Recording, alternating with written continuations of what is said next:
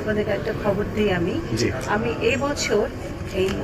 এই বছরে হজ করব এবং আমার ভাই আর আমি এবং আমাদের পরিবারে অনেকে, যেমন সুজলদা আপার বড় মেয়ে এবং আমরা পরিবারে অনেকেই ববিতা আপা সুজলদা আপা হজ করে ফেলেছে। আপু, যতটুকু জানি আপনার 3 বোন 3 ভাই, তো আজকে এখানে 2 বোন 1 ভাই এসেছেন, আর ওনাদের সম্পর্কে যদি বলতেন আপনার যারা বাকি আছেন। আমার 3 বোন 3 ভাই।